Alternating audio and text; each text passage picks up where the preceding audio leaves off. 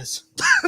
30-second countdown was hilarious. Oh, welcome back to another episode of Dead Men Walking Podcast. Yes. Joe Biden's America, where the inflation is so bad. The Black Friday sales just seemed like regular prices from a year ago. Oh, man. I don't know. I did see an 80-inch TV at Best Buy for like $5.99. Oh, thanks for stepping on my joke, you know. Jason. I appreciate sorry that. about that. Don't they teach you in comedy? It's yes and. Yeah. Just agree. And how much was it? $5.99 or something like that. Yeah, dude. An 80-inch. 80 I know, dude, right? I don't even have 80 inches on a wall anywhere. Yeah, right. Yeah, exactly. Free space. Yeah, man. Oh, but yeah, we're live. So yeah, we're doing another current news edition. Sure. Right. And we're live. So hopefully you guys are watching us on YouTube and Facebook and all those places we broadcast live. But there's so much news going on. There is this week that we wanted to do another one. But before we jump into that, how you doing, brother? Doing awesome, man. Enjoying the snow in Michigan? You know it. Did you get to eat some turkey? Oh my gosh. We had so much food, man. Yes. It was just, I've been eating turkey, ham, stuffing, and potatoes and garlic green beans for the last Keep it coming. 4 days, 5 days, you know. Let me ask you this. Yeah. Maybe we're the only family that does this, but when you have Thanksgiving leftovers, do you also eat them for breakfast? Absolutely. Sometimes? Yeah? Yeah. So I'm not the only one? Yeah, man. The other day, used the ham on some egg sandwiches, but I also had some stuffing and mashed potatoes. So yeah, man, for sure. Okay, good. Yeah. Pumpkin pie for breakfast. Like coffee. Wait a minute. Now that's I mean, I'm not afraid. Well, I guess that's 6 a.m. Yeah, it's like a Cinnabon or a Danish or whatever. Right. Yeah, exactly. Why can't we have pie for breakfast? Just like a quiche. A nice quiche. Yeah. But a quiche, isn't a quiche egg? Yeah, I think so. But I think they make them out of a bunch of different things. Do they? Right? Like I don't know. Yeah, I don't know.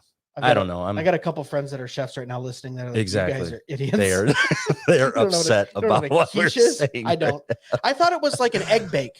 Like, isn't a quiche like an egg bake? Yeah, am I thinking the right thing? I mean, I've you take ate egg, them you before. Scramble it up, you put a bunch of stuff in it, throw it in the oven, and it like bakes. Sounds like you know exactly what you're talking about, No, Greg. I don't. So I don't know how much flour's in it too. We call that an egg bake where I'm from. I don't know. You're like, yeah, there's actually French a cup of like flour, 10 eggs. Yeah, I have no idea what's in it. Oh, I don't know either. But yeah, we did the Thanksgiving thing. We hosted, so that's nice. Nice. Yep. Everyone goes, "Oh, it's so kind of you to host," and then in my mind, I'm going, "It's kind of an ulterior motive because it's like I don't have to go a bunch of places." Right, exactly.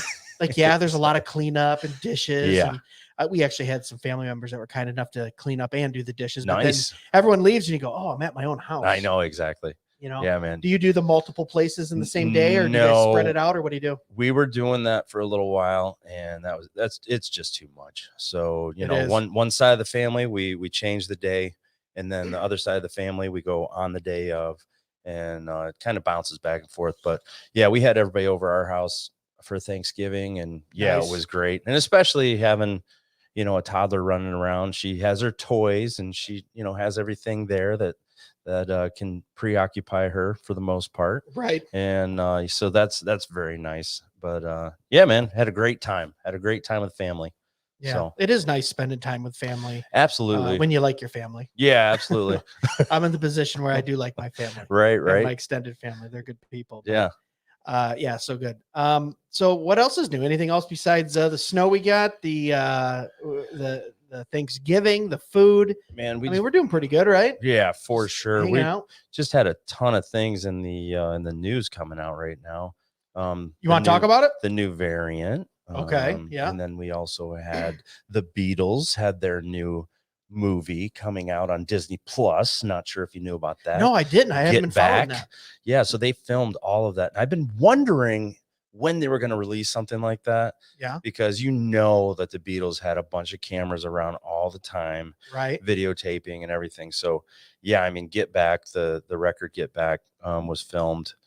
And yeah, it was just amazing seeing them writing songs, seeing them writing Don't Let Me Down and just so many amazing songs on that record. So what is it, like a rockumentary, or is it like a documentary, basically? It looks like they're writing the tunes right there in front of you, bringing in different producers and players, and how they recorded it. And I want to say it was 3 weeks or something from start to finish. really? And it's like, yeah, it's like, you gotta be kidding me, to write an album like that. I mean, it's insane.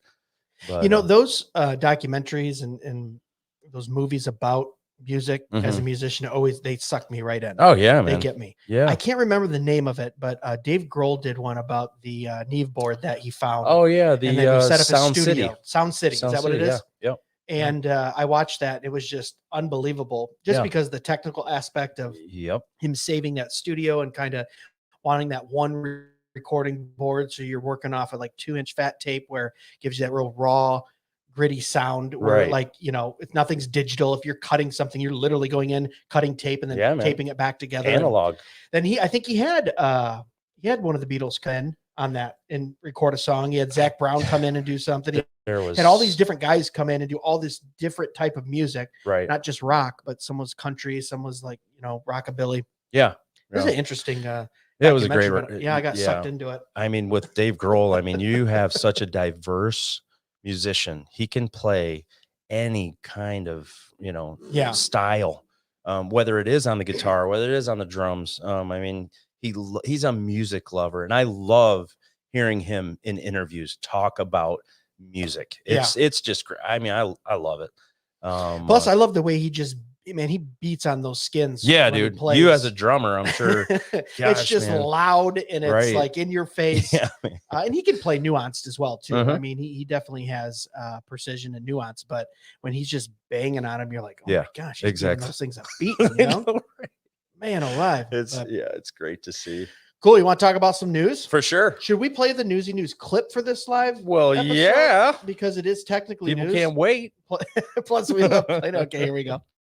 News, the news, the newsy news, the news, the news, the news, and news, and news. We got some news.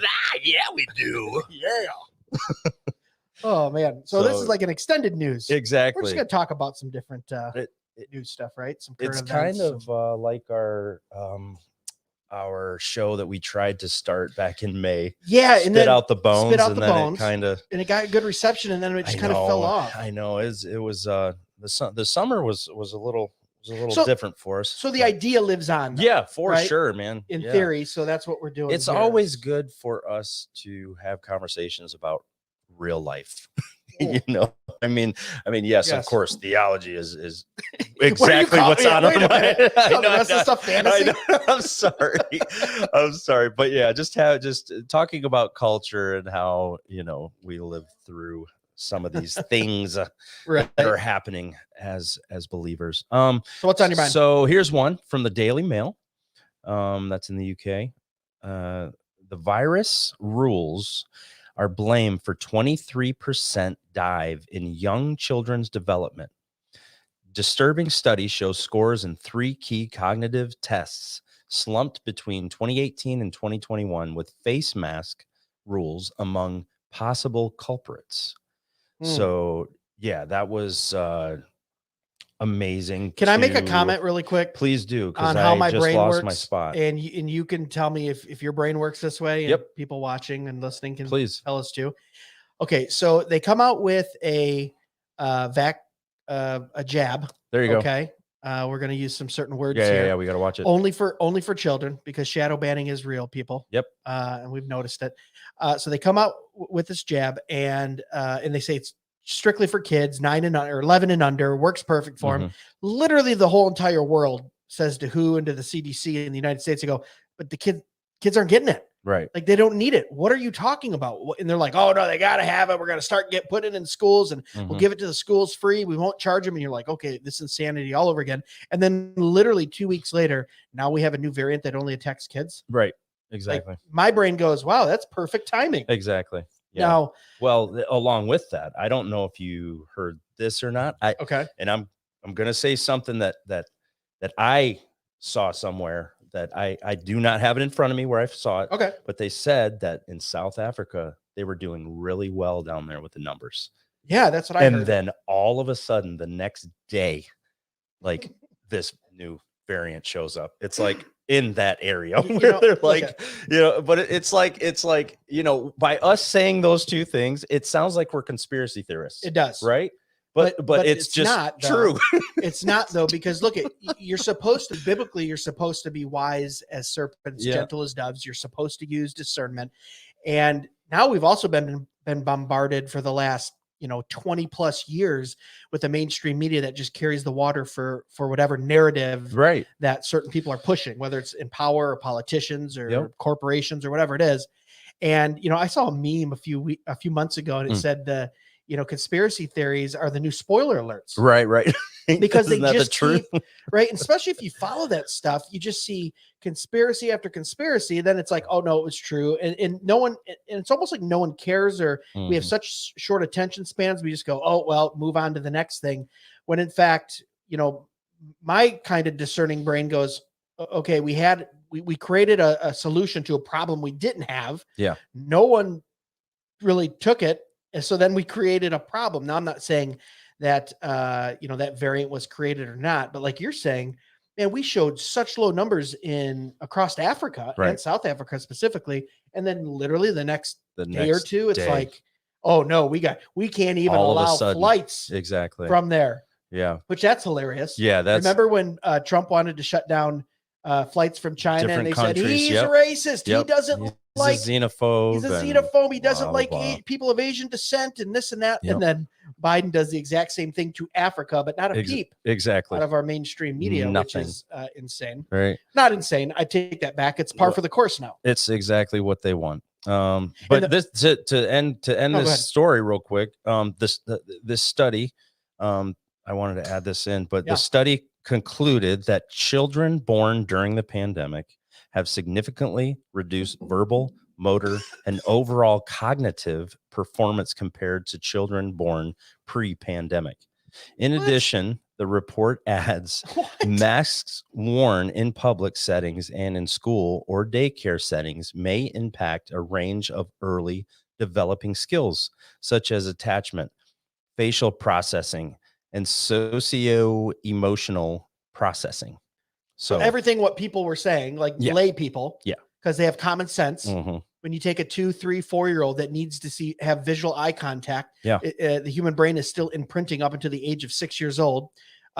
We go, hey, that can't be good. Now they're coming out, and that's a study that came out. You're saying out of wherever, that makes sense. Once again, conspiracy theories, right? Right, exactly. So you have a whole group of parents and concerned citizens that say, hey, this isn't going to be healthy. Everyone goes, oh, no, it's fine. And then 6 months, 8 months, a year goes by, and they go, oh, wait a minute.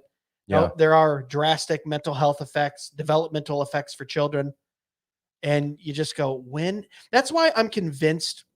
Well, I'm convinced of depravity because of this. Oh, yeah. I'm convinced of man's original sin and man's fallenness, just because we continue to push through on things that, we used to call them common sense, but I don't even know if you can call them common sense anymore, because it's not common. Right. It seems to be the minority, but we keep pushing through on these things that are not godly, not biblical. They're not common sense. They're not, air quotes, natural. We would say, natural would mean created by God, the creator, but we just keep pushing on these things, even when they're not. Yeah. Even the whole conspiracy theory on Dr. F, he's this great guy. Right. He's this, this scientist and this leader who's going to tell us when we should mask, when we should shut down, when we shouldn't. Right. And then he flip flops. And then you've got guys like Rand Paul from a year and a half ago going, hey, this guy did all this research, and he, what was it? Gain to function, or function to gain, or whatever it's called, did all this kind of sideways stuff. And they went, oh, he's a crazy conspiracy theorist. And now, a couple months ago, not only was he locking little baby beagles in plastic cages and watching fleas eat their faces off, he was doing funding all kinds of despicable things, and funded it. Right. Exactly. And once again, the conspiracy theory becomes the spoiler alert. Exactly. It's craziness. Yeah. We've seen quite a bit of craziness over the past couple of years. That's for sure. Especially on the progressive left side. Sorry. Yeah. Sorry. I'm not sorry. I calls it how I sees it. You know what I mean? But as we always say, I mean, we're not saying that the left is the progressive left. Like the left is different than the progressive side of it, right? I would say I make the distinction between Democrat, progressive, liberal, and leftist. Okay. They're all kind of four buckets within the kind of left side, kind of like how you have Republicans, conservatives, alt-right, and Tea Party, or they're kind of all different. Yeah. They're all kind of on that side, but it's, but I would say like classic liberals and Democrats, they're a little bit more moderate and conservative. Your progressives and your leftists, they've lost their mind. I mean, JFK, I'd probably line up with a lot of things that JFK said, right? I think we talked about that before. Like JFK was like, pro-life. Yeah. He was a Catholic, pro-life. He was pro sound money, anti-fiat money, wanted to end the Fed or reduce it. He was pro-guns. He was pro-business. He lowered taxes. And you're like, good Lord, this guy would be like a Ted Cruz Republican. Right. You know what I mean? Yeah, exactly. It's like, so that's how far the Democrats have actually shifted when you look at their, their party now and and you have the AOCs and the Tlaib Rasheeds here in Michigan, actually. And the Nancy Pelosi's, and it's like Ilhan Omar. It's like whatever her name is. Late term third abortions, climate control stuff. That's Elizabeth insane. Warren. Tax Bernie Sanders. Tax the rich at 100%. A few of them have said. Exactly. We have the makers and we have the takers. I mean, Elon Musk, for instance, is a maker. This guy is doing things for humanity, and he is trying to fix the problem. They want climate change. They want control of what's going out of factories and how to fix it and go in electric and all these things. And Elon is doing it while he's making something to help them and their cause. They're still like, oh, wait a second. You need to pay a little bit more to us because we're takers, right? Yeah. Like that's exactly what they're doing to Elon. And now, of course, if you want to throw me in the Elon fanboy category, sure, whatever. I like Elon Musk and I like what he's doing, and I like all of their technology that they're working on, right? The only problem I have with him, well, not the only, but there's a few. So I love Bernie or with Elon? With Elon. Okay. Is one. Watch it. No, I'm gonna be truthful. It might not be popular with some of our listeners or people who are watching, but first of all, he's taken over $2 billion in government money, subsidies. So he's not like this self-made. He was a self-made millionaire, not a self-made billionaire. He had 22 million in like 1999, so he had some money in the late 90s. But he took over $2 billion in subsidies, which is just a redistribution of wealth when you take it from me and give it to him. Secondly, obviously, he doesn't have a biblical worldview. And that makes me a little nervous when he's talking about plugging into brain stems and AI and things like that. Neuralink. Thank you. I don't mind when guys like Rod Martin talking about it. When he's on the podcast and he's like, oh my gosh. He wants to have a fleet of ships. He has Martin, rocket ships. We know Rod Martin has a biblical worldview. Yeah. You know what I mean? We know that the Gary DeMars of the world, when they're talking about futurist things, have a biblical worldview. When you have Elon Musk, not so biblical, and you really gotta watch it, because I think that the thing that I think my point that I'm trying to make is just that he is doing something that they want. Correct. And they're like, oh, but wait a second, you still owe us. Right. We still need more from you, and especially your money. And just like we said on our capitalism show, I mean, is there really a point where someone needs $250 billion? I don't think so. But he employs 90,000 people. I'm pretty sure the last figure that I saw. So he's actually trying to, did we go offline? So he's actually, helping families and doing these things. And it'd be great if Elon heard, the true gospel and came on our podcast. It's crazy though. Elon, let's talk about I think he would though. That's what I think. If we it could would just be, reach him, right. I bet you'd be crazy enough to do it. I think he would. I think he'd totally do it. But no, but I totally hear what you're saying. Yes, obviously. Yeah, Rod Martin would be the one to watch in that. But yeah, I mean, there are what I'm saying though is there's makers and there's takers, and there's people that will never stop taking. It seems that way anyway. Yeah.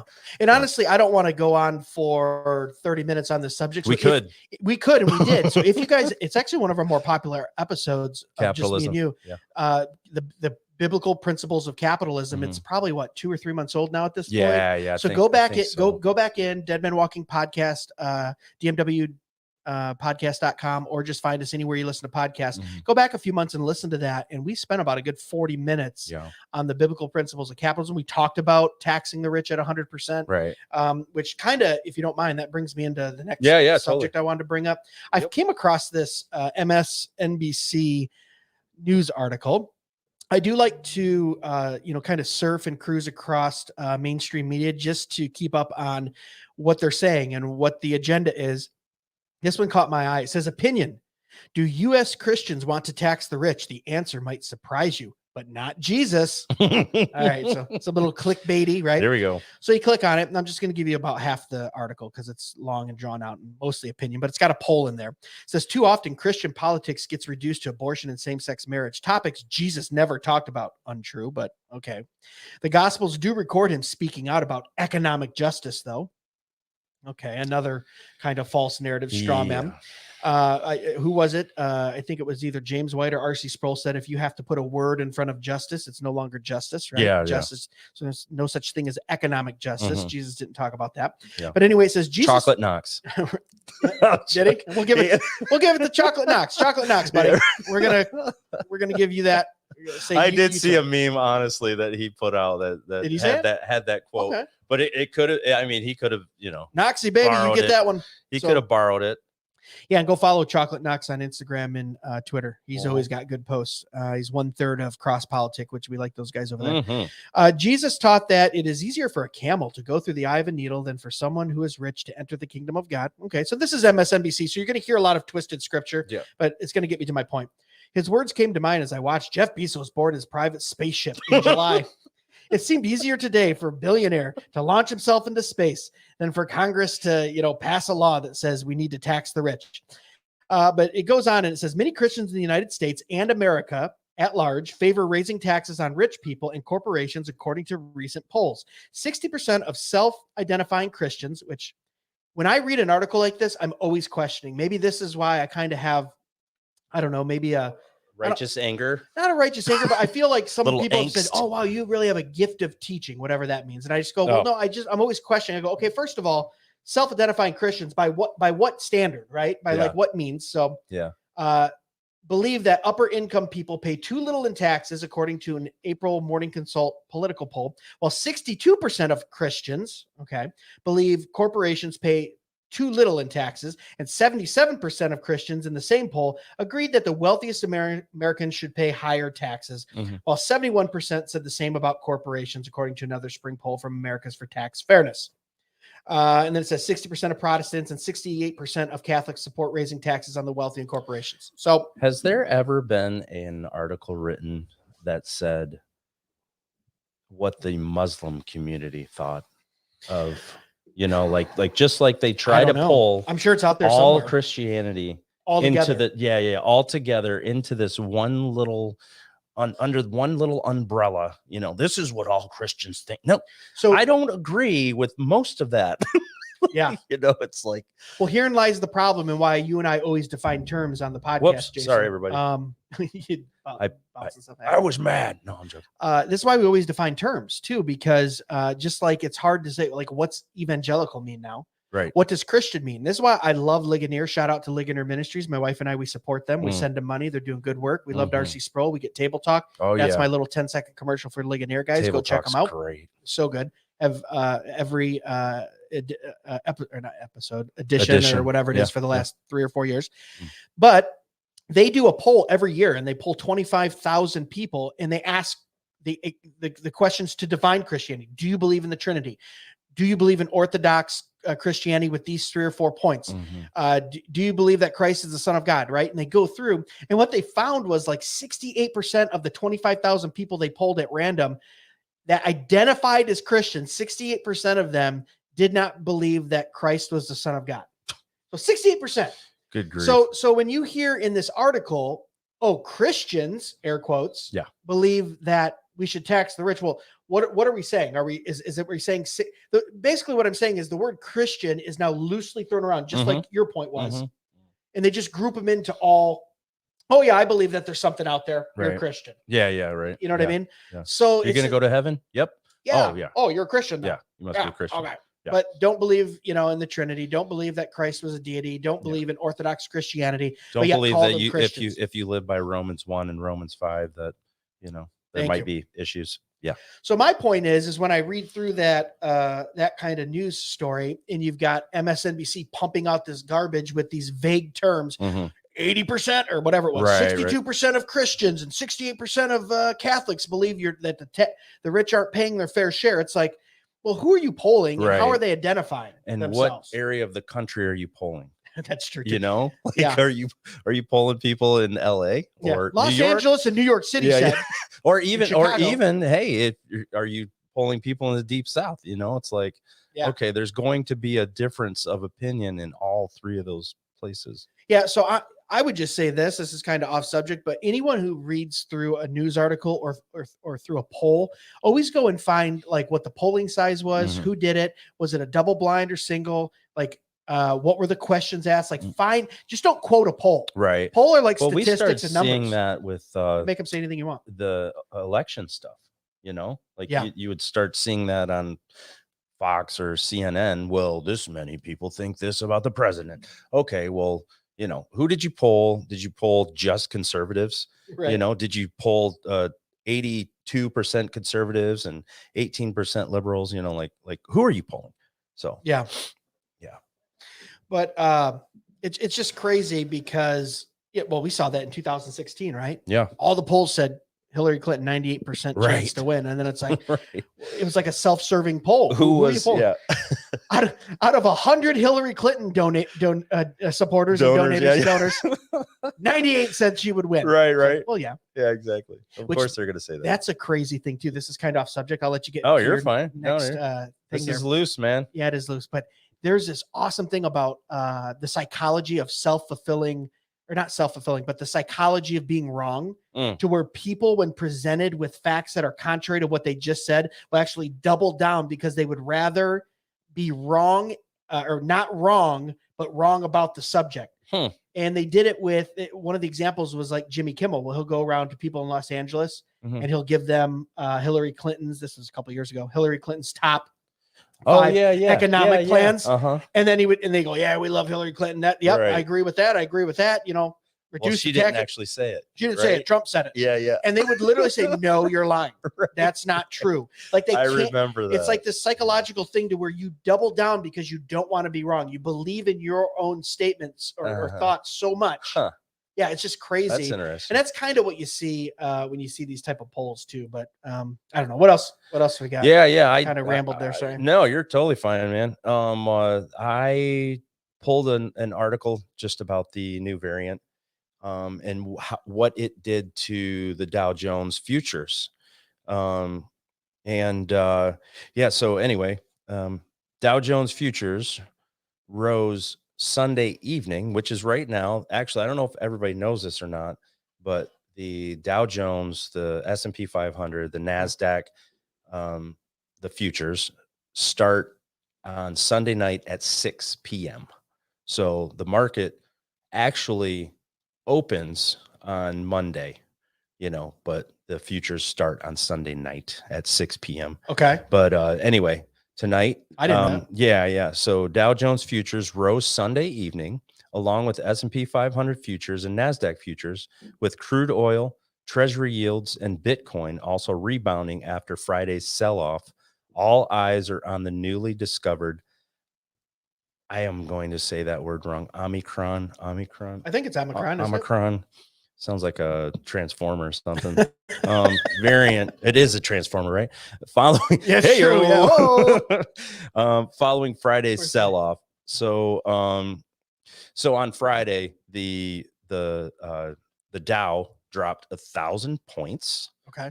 The NASDAQ dropped about 300 points. And I mean, these, what was that all about?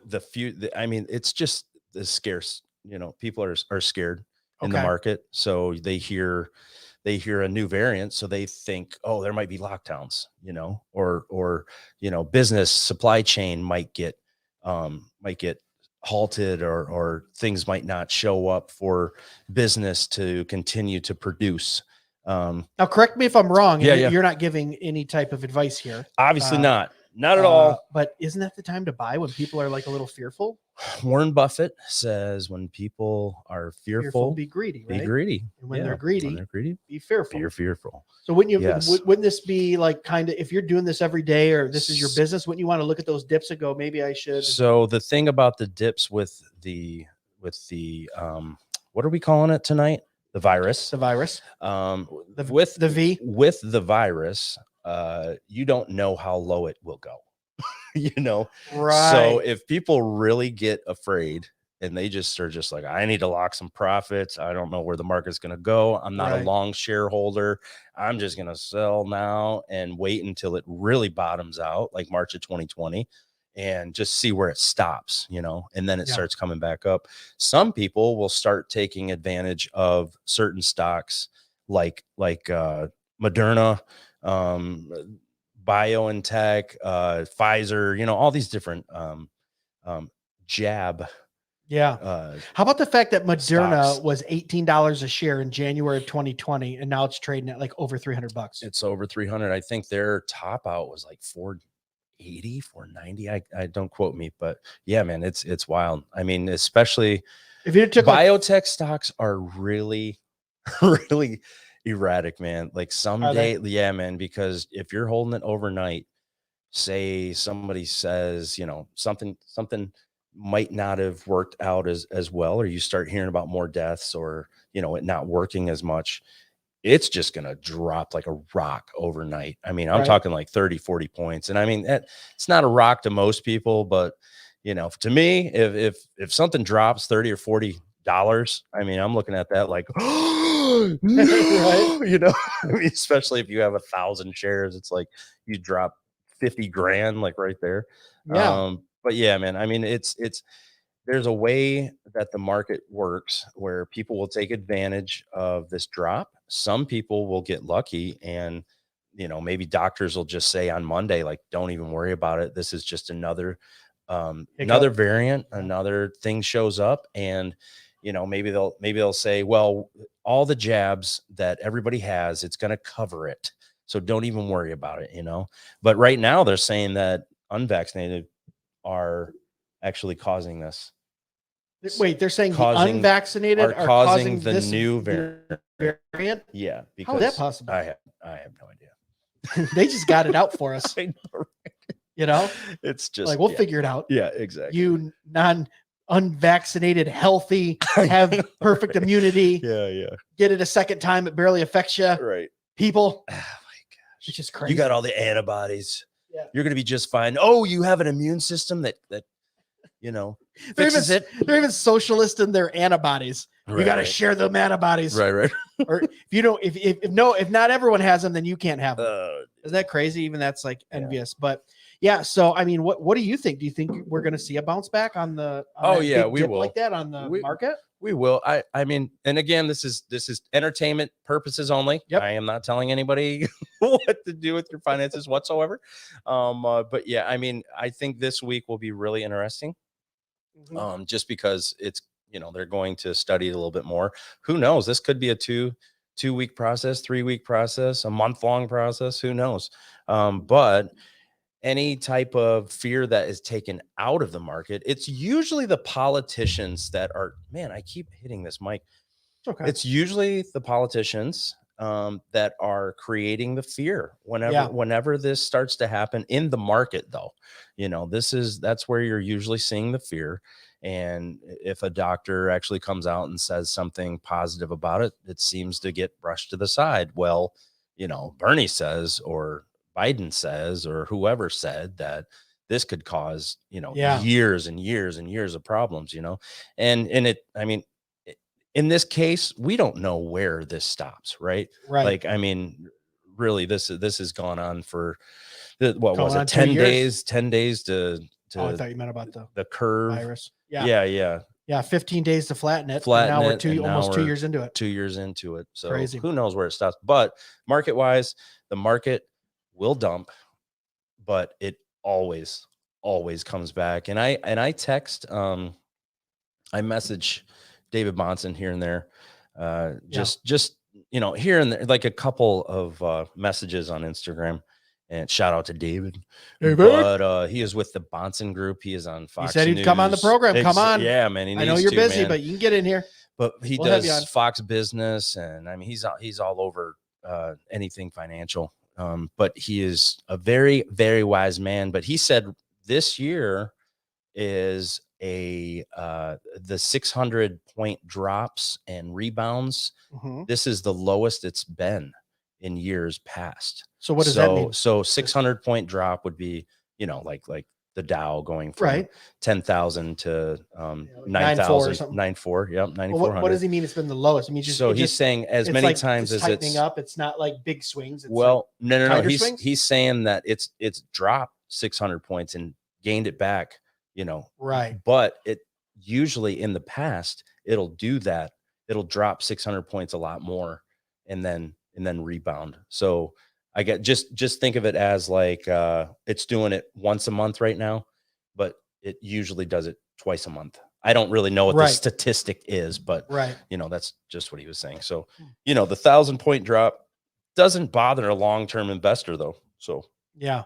but anyway, Interesting. yeah, it's Well, let's switch gears here a minute because Yeah. we'll go from your industry to my industry Yeah. because I came across something too that I wanted to talk about. I thought it'll let me vent a little bit too, because Mhm. I always tell people Zillow as a realtor is the bane of our existence. Because, well, we'll get into that in a minute. So Zillow came out last year and they said, hey, we're going to do this thing where we're going to start this whole department where we buy houses and then we basically flip them and sell them. But we're going to buy them on our Zillow estimate and basically an automated valuing tool. And we're going to make all this money. We're going to make, essentially real estate easier to perform because we're just going to charge a transaction fee and we're going to get rid of the realtor. Right. Now, they bought all these houses and they made all this money, I think last year in first quarter. And then this quarter they came out and they just went, oh my gosh, we're paying way too much money for these houses. So now they said, oh, we're going to liquidate and we're going to sell them all by the end of the year because we're going to be upside down and we're going to keep the segment open of the company open, but we're just going to sell everything we have because we might be left holding the bag here if the market really has a downturn because tanks. we overpaid. Yeah. Now, a little background on this, why I chuckle one is because if anyone's a realtor or a broker or works in real estate, how inaccurate Zillow is. They're either vastly they'll give you a Zillow estimate and it's way too high, way too low. Yeah. It's nowhere near what the actual market is because in real estate, there are extenuating circumstances, but for the most part, it's a pretty pure free market. Mhm. Someone's only going to pay what they're willing to purchase it for. Obviously there's things that manipulate that, interest rates and obviously scarcity and certain areas and demographics and all that stuff. But for the most part, you seek equilibrium with a free market, and all Zillow does is pull old public data and things like that. So it's never accurate. So the first thing you're combating as a realtor or broker is, oh, Zillow said my house is worth 400,000. And you go, well, no, it's, the market bears 300 or 325. And they seem a little disappointed. Yeah. But anyway, years ago, to bring this around, why I'm laughing at this is because in the first 3 years of my real estate career, all I did was broker priced opinions, which were 50-page reports, 6 comps, 3 sold, 3 listed. I would go out and I'd value for banks, doing foreclosures for the city of Detroit. For the mayor, I did 10,000 houses in the city of Detroit. So in 12 counties in Michigan, I'd go out and tell them the value. This house is worth this. I would be all over the state, and we did more. My father and I, as a business, we did more of those valuations than any other brokerage in the state of Michigan for 2011, 12, 13, and 14. Yeah. We just pumped them out. We got really good at them. The Zillow and the MLS and banks wanted to buy all that data from us that we were cultivating because they didn't want to pay the realtors to do that. But that's why you needed boots on the ground, because every market's a little bit different. You're right. Jason, I would go into Detroit and there would be a 100-year-old brick house, wrought iron fence, lions at the front, mansion, 10 bedrooms, gorgeous, right? Perfectly manicured, burnout on one side, drug house on the other, vacant lot across the street. and I had to value the house at maybe, this is 2010 or 11, maybe $30,000 or $40,000. Serious. If I could have picked up that house and moved it 20 miles north, it would be a $3 to $4 million house. Right. So location is important, right? Yeah. And that's what they needed, was kind of boots on the ground in my eyes as a broker to go, okay, this is what I think it's worth. Well, Zillow thought that they could cut that out and go, oh, we don't need people to actually tell us in an area. We'll just use these automated tools that go, well, within a 15-mile radius, all these houses are selling for this. So we'll purchase. Well, guess what? You can have a 5-mile radius where you have vastly different values, right? Yeah. Depending on little pockets and things like that. So I saw that, and Zillow said, oh my gosh, we lost our rear ends. We're losing billions of dollars because they were just out there buying up houses. Just buying houses like because they thought, well, hey, the market will bear it. And that's, and people always need houses and scarcity is low. But at the end of the day, you do need some type of, like I said, boots on the ground, some real professionals looking at it and saying, no, this is what it's actually worth. Yeah. Appraisers do the same thing. Well, they, actually we do different things, brokers and appraisers, but similar things, to where they actually give an official value, appraisers do. And they've been being cut out of the process as well. So I chuckled to myself when I read this. Now, my thought was, once again, this is just the way I read things. I go, does Zillow want to dump all these because they need to make their money back? Or are they dumping those because they, like most, I don't want to say most, I have a personal opinion that we're going to see a little bit of a bubble burst probably within the next year, just because of what the market dynamics are. There's brokers that disagree with me. That's fine. They can have their own opinion. I will say I was right about 2008, back in 2006, when I was screaming at the rooftops that something was going to happen. Different situation though than now. Yeah. Okay. 2008 is not now. So let's just get that clear. But my brain goes, are they dumping all these houses? And they may take a loss, but then that way they have cash flow. So in the next year to then just buy them back up again when we see a little bit of a bust. I mean, that's what I would do. If I was running the company. Are they buying, just for instance, buying a $250,000 house, which is really only worth $175,000, and then selling it for $230,000? Well, now they waiting. Like, how are they? That wasn't the process to begin with. They would just go, hey, look, the market is increasing so quickly. Even if we break even on it, we're going to make a 1% transaction fee, and that's where we'll make it. Okay. So let's say they buy, 150,000 houses nationwide for $4.5 billion. Yeah. They go, it's appreciating so quickly that if we make a profit on it, that's great. Even if we break even, we're going to make 1% on the sale. So we'll make $3,000 on that 300,000, almost becoming like an agent. That's how agents and brokers get paid. Gotcha. Well, then they realize you just can't go out there and automate your value and buy a house for 300,000. Yeah. Sell it for 250 and make 1%. You made 2,500, but you lost 50 grand. Right. Just like you're saying. Yeah.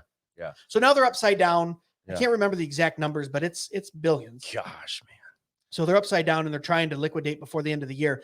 But my brain just goes, yeah, one, you want to make your money back, but two, you want to have some cash flow to where if we do see a receding, which I believe it's in a year, and that's a whole different episode. If you want my professional opinion on why I think we're going to see some home prices recede, you should really do that. You should definitely do that. In a year. They would have cash flow to then just buy them back. Yeah. You know, that's crazy. But yeah, so that was a fun one. If you're interested in real estate or the housing market, go read that whole article. You can find, just put in, Zillow. Yeah. In like a Google news search. I keep seeing this one meme where this guy says Zillow bought my house for X amount of money and then came back to me and asked if I wanted to buy it back for like a cheaper amount. Like it was something crazy. Like he sold it to them for $325,000. They came back to him and was like, hey, you want to buy your house back for $275,000? That's what's going on right now. Are you serious? Yeah. That's so crazy, man. Well, so their point is, so here's what most people would say. If Zillow doesn't think the market is going to go down, have a downward turn, then just hold on to your assets. Right. Because they might not appreciate as fast as you thought, but they'll still appreciate. Yeah. Why are they doing a complete fire sale right now and taking 10, 20, 30% losses? They know something. Most likely because they're hedging their bets against next year, right? Which prime interest and what the Fed is doing Mhm. and what the average house sale is and what the average medium income is, and inflation all plays into that. Right. Totally Interest different rates, situation yeah. than 2008, but you're essentially pushing the middle class out of being able to purchase a house. Right. And like I said, I'm not going to get into that tonight. That's a 45-minute conversation, but Yeah. maybe we do cover it somewhere else. But I wanted to bring it up for Newsy News because that's kind of an indicator. Yeah. Housing market's a big indicator in our economy, just like inflation is super important to watch. Consumer price index important to watch. Stock market is important to watch. Oh yeah. Housing market is. And I kind of feel blessed that you and I are in like two markets that really are on the pulse of the economy. Yeah, man. We're kind of at the forefront of like, it kind of gives you a little, right. a little advantage, into, seeing into the future a little bit. If you can get into some of these stocks, entertainment purposes only, by the way. Disclosure. I am not a financial advisor. Yeah. But it's a place to be, ladies and gentlemen.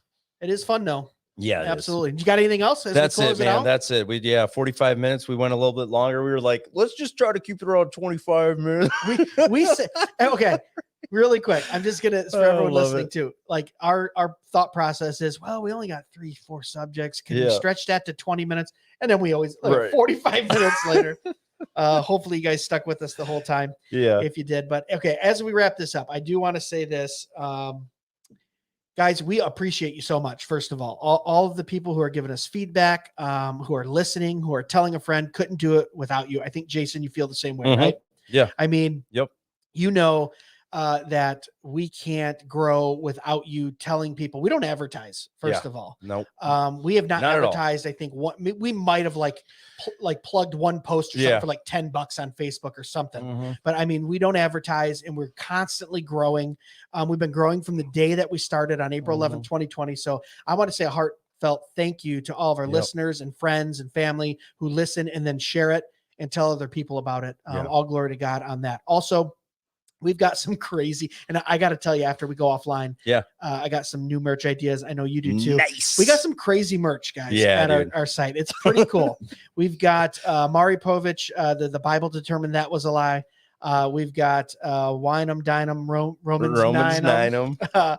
We've got some Arminians. CRT in school. Keep CRT in school. Christian Reformed theology. Let's make sure we say that. Yeah, you guys need to go check out our merch site. Go to www.dmwpodcast.com. We made the shirts. They're extra high quality. They're like buy and try blends. And then we've also lowered the price to where most podcasts are charging $25-$30 a shirt. We got them at $22. Right. We want to make them affordable. They're great stocking stuffers and they help support the show. Yeah. It allows us to do things like have a website, stream live to you, go to conferences and cover them for you, G3 and Fight, Laugh, Feast, and all those other things that we go to. So we so appreciate you guys going there and supporting us at www.dmwpodcast.com. Click on the merch tab. And then you can look through all those shirts. We do appreciate it. Jason, what do you got for the folks before we head out? Later, dudes. Jason, the man of, not tonight. I was going to say few words, but not tonight, man. I had a few things to say tonight. I like it. No, I'm joking. I like it. I'm always so scared. I get too scared. Well, this microphone is scary, guys. I don't know if everybody knows that. But. I will say this too. But we were not built with a spirit of fear. That's right. For an introvert, you do very well. I'm like an in between. Are you in between? I'm in between. Okay, you do very well on a microphone. Thank you. So, guys, thanks so much for listening. Make sure you comment. Check us out on Instagram, Facebook, YouTube, all those places at Dead Men Walking Podcast. And as always, God bless. Noise.